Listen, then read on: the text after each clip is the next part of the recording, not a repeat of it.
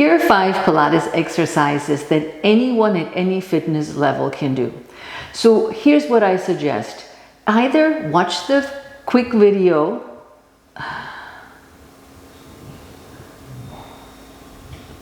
Here are 5 Pilates core exercises that anyone at any fitness level can do. I'm showing modifications throughout the video, and either watch the video first so you know where you are, what to expect, or just follow along and see which position works best for you throughout the 5 ab exercises. If you found yours, then just keep going and stay with it until the end to the next exercise. So let's get going. We're sitting on the floor, knees are bent, comfortable position, holding on behind the legs, and you bring your chin to your chest as you're rolling towards the floor. You're lengthening your spine, making sure that the back feels really comfortable. From here, you start out by picking the legs up in tabletop. Grab your legs, curl your head and shoulders up by pushing the legs away so your spine is in the ultimate length. From here, this could be your 100. Yeah, you're pumping the arms up and down 10 times. And we oftentimes say inhale 2, 3, 4, exhale 2, 3, 4. And that is one cycle. Now you can curl your head and shoulders up, reach back again, making sure you have optimal length. And then you again breathe in 2, 3, 4, exhale 2, 3, 4. At any time, if your neck and shoulders get tired, put your head down or put your head on a pillow. Continuing to pump, bring your legs up towards the ceiling. Into a small V, squeezing your inner thighs together and keep pumping. Again, if you feel you need more length, grab your legs, pull yourself up a little taller and pump. Pump, breathe, and then you lower, or what we call in Pilates, send your legs away. The lower you go, the more challenging the exercise will be. Or bring them back to wherever your comfort level is as you're pumping. The exercise is done for 100 times of 10, a 5 breath in and 5 breath out for a cycle of 10. You don't have to do all 100, but start with whatever level works best for you. Breathing in, reach underneath your legs. Exhale as you curl up. Next is the plank. In the plank, we're starting out on all fours, holding our lower abs in, stabilizing the shoulders. We're tucking the toes under for the start. Now, on the exhale, I want you to just lift up your knees.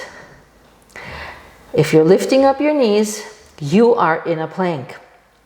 Here you are on all fours in a tabletop position, and this could be a start for some. To make it more challenging, you pick up your knees. Hold the plank for 1 minute. If this is easy, step out with one leg and come back in, making it a little bit more dynamic. And then stretch out, and you can do this for 1 minute. Or you say next level, so keep going, whatever level you're at. Or you stay here, you stretch both legs back and hold the plank here for 1 minute. Be aware, sinking back is not good. Sticking up your buttski means that it's too hard for you. So make sure your ribs are connected, your belly button is in, and you're neither sticking up your buttski or hanging your back through. Hold this exercise for 1 minute. Now we're moving on to the side plank. Starting out your side plank, elbow is underneath your shoulder, and you're basically just hanging out on your side. Then take your knees, bring your knees further back so that when you're ready to push into the knee and into the upper arm, you're lifting your hip up in one piece, and your knees are about the same space as your head and shoulders. Give and take. And you hang out here, and the whole thing goes again for 1 minute. If you want a little bit more, you lift up, you stretch the top leg. You could reach up with the arm can be here, the arm can be here. Any way you like. And progressing into both feet are crossed over on the floor, you're pushing up, and you are in a plank position. Arms, again, wherever you feel comfortable. Or, final option, the hand is give and take just slightly in front of the shoulder. You're pushing into your feet, you're pushing into your arm. You lift up, and then again, you hold it for up to 1 minute. Whichever version you choose, we're also going to do the other side. So start out, whichever version you choose, it should feel challenging, but it also should feel doable. Ready? Pushing to the forearm, knees are in alignment with the rest of the body, and we're pushing, lifting the hips, pressing into the knee, pressing into the upper arm and elbow. Arm does whatever you want it to do. Moving on, straightening the top leg, lifting up the same way, holding it. Make sure that your elbow is underneath your shoulder. Yeah, moving on to straightening both legs. Ready, and push up. Lengthen, feel the obliques working, feel your shoulders working. And release. Ready, arm just in front of the shoulders, pushing into the legs and the arm at the same time. Come up into your plank. Arm does whatever you want it to do.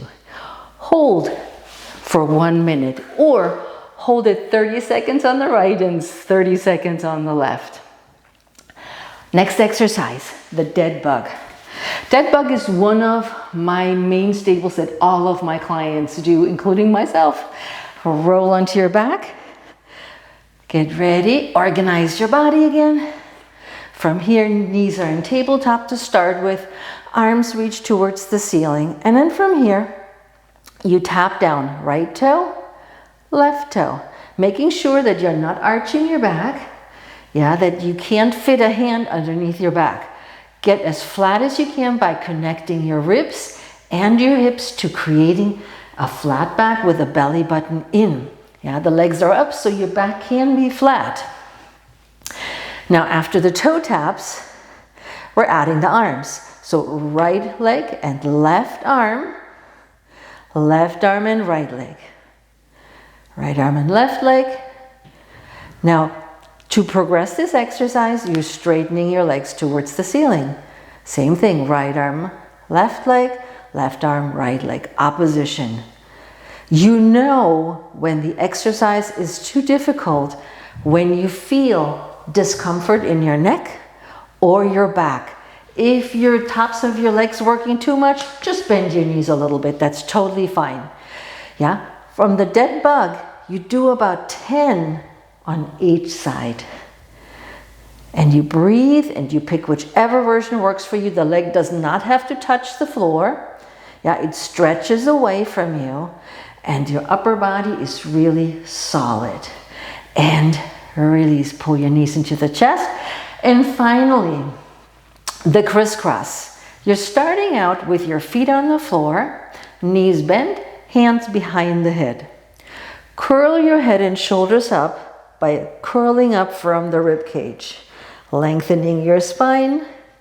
Yeah, instead of just lifting the head, use your hands and focus on the lift from where my finger is pointing, curling up, and having the imaginary orange, which is your upside down fist, underneath your chin.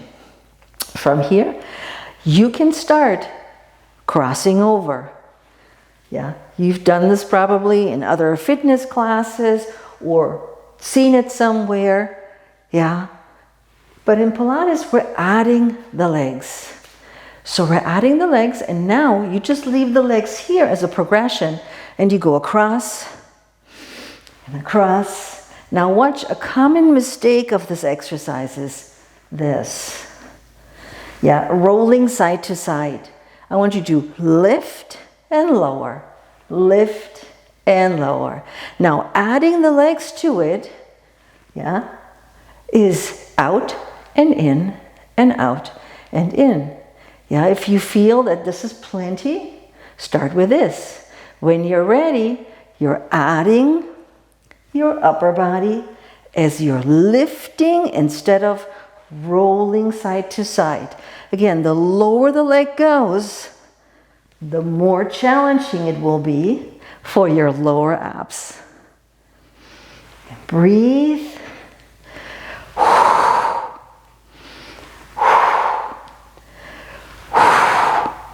Last one. Last time.